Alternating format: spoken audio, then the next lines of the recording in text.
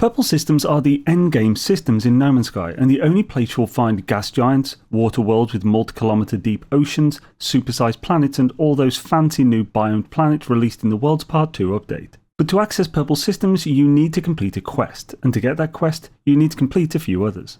These new systems are aimed to be endgame content, so the progress you need in the game is somewhat substantial, but if you've been playing a while, you are likely partway there already. To test if you've done enough, simply pulse in space and you should be hailed within a few seconds. If you aren't, you likely have a few loose ends to tie up. Firstly, you need to have completed the Atlas Path. If you don't have the Atlas Path main questline and haven't completed it yet, then continue Awakenings until completed, then talk to Polo in the Anomaly and ask him to give you the location of an Atlas station. This will start it off. Going to that station, talking to the Atlas and going to more, each one will give you a blueprint. With all blueprints, make all items, go to a final station and finish the quest. Once you craft the Heart of the Sun, go to the Atlas, activate the plinth and make your choice. It is essentially complete. Next is the Autophage Questline, which itself has some prerequisites. To access the Autophage Questline, They Who Returned, you must first complete the Artemis storyline up to and including the Purge. This questline starts with Awakenings. It then continues through multiple quests listed on screen now until it reaches the Purge. The Purge will give you all portal glyphs through its completion, so with the new systems requiring this level of progression, you may as well get them this way these days. After completing the Purge, you'll also need to have found and unlocked a Harmonic Camp. This is pretty quick and easy in comparison to these others. You can find a camp via an echolocator. First head to a dissonant system. You can tell it's dissonant by the subtitle in the galactic map. If it says dissonant there, it means there's a dissonant planet in that system. Once in the system, scan the planets until you find one with dissonance detected, then pulse over. You can get echolocated in two ways. Either start a fight with the local corrupted sentinels, the large spider type ones of which have a chance to drop them, or destroy dissonant resonators until one drops. You can find them via your analysis visor or by flying slow and low to spot them. Use the echolocator to find the camp and job done. With those done, you can now warp once and then pulse in space to get an alert and start the Autophage Questline, They Who Returned. Work your way through that and all it leads on to, then you can pulse in space to get the new purple system quest where this guy will pop up once again. There's absolutely an efficient order to do all of this in. I'd recommend focusing entirely on the Artemis Path to begin with. First do Awakenings, then Alone Amidst the Stars. Ghost in the Machine is next, which requires you to complete a number of the base archive and expand your base missions. After doing a few, it'll jump back into the Artemis Path. However, you have a few options here. Later on you will need Living Glass and a Superconductor. The Living Glass is pretty easy. You could just buy the plans from the Anomaly with nanites, then install the Hazmat Gauntlets of which you'll receive the blueprints for, collect 400 gamma weed and some Fecium for the lubricant, refine silicate powder into 5 glass and make the Living Glass. The Superconductor is different in that you'll need at least 100 of each gas. With 100 you can refine the thermic condensate and rich carbon and nitrogen salt needed to make the Superconductor.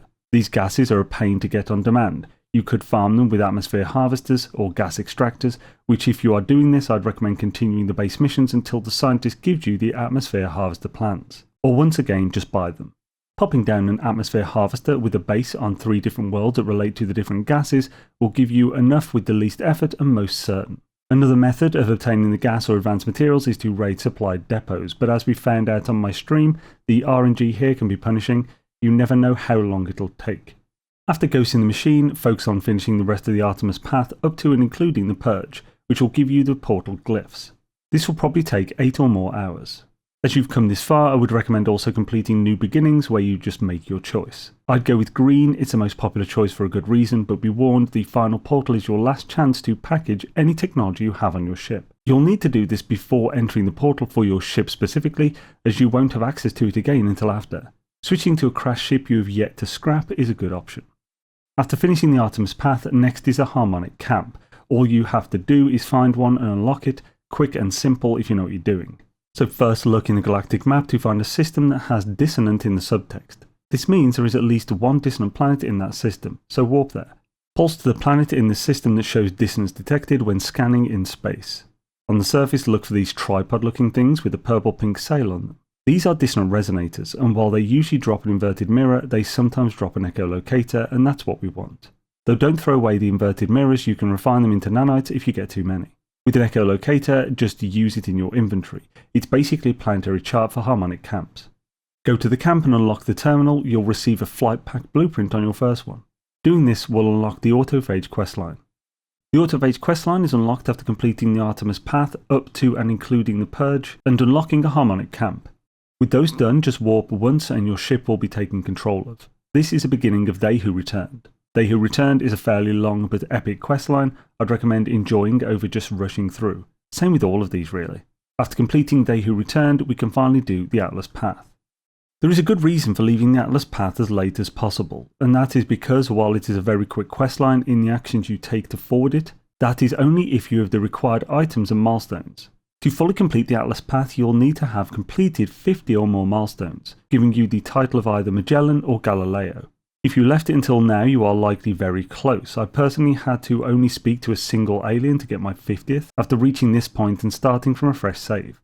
As far as tips for quick milestones, it would be things like learn words when you get the chance, whether this is to interact with pillars of the monolith or any you pass on a planet, talk to aliens and learn a word to both progress the aliens met and words are learned milestones. When you enter a new system, if you see an exotic planet, it'll only have a single fauna, so you could land, scan it and complete it in the discovery menu for a very easy 250 nanites and a milestone. When you warp into a freighter battle, be sure to complete it. Destroy the pirates for milestones and transponders, then land on the freighter for bulkhead payment. One other thing are the resources. The most pressing if the save isn't established are the cadmium, emerald and indium. Cadmium is very easy, just buy 2 B-class starship weapon upgrades, install and then dismantle, they'll give you cadmium. For the emerald and indium, I would recommend that whenever you land anywhere during all of the former missions, just quickly scan around you. If you see a buried cache, run over, dig it up and loot. These not only sometimes drop X-class tech, but often drop an item that looks like a broken technology of some kind. Opening that can drop cadmium, emerald and indium, among other things. It's how I got them without warping to anything but yellow systems. Also remember that if you only have one of each, you can find it with chromatic metal to duplicate it to get the 100 of each you need. Here's a list of all the resources required to craft the Atlas seeds. With those resources gained and the milestones completed, just talk to Polo to give you an Atlas station location. Then select and complete the Atlas Path by warping between these Atlas systems, talking to the Atlas at each stop and choosing the option that is related to milestones. Each one will give a new seed blueprint. Once you have the Heart of the Sun blueprint, just make all of the seeds in order, jump in and out of your ship while still in the Atlas station, reload the game and go back to where the Atlas was to do some stuff and make your choice. Whichever choice you make, it will complete the Atlas Path and unlock the new Interstellar Multitudes mission for accessing purple systems. Interstellar Multitudes will take about an hour if you have a well-established save full of resources. The primary thing of note for this mission is that there is a chance for you to be shown a system of your choosing. Upon sideloading the memories of Atlantid into the Atlas, you'll have 3 payloads. The first payload will define the race that governs a system. This is either Gek, Viking, Korvax or Uncharted. The second payload chooses whether it will be a system with a gas giant, Waterworld or Paradise Planet. And the third payload defines whether a planet in the system will have extreme weather, nested, or aggressive sentinels.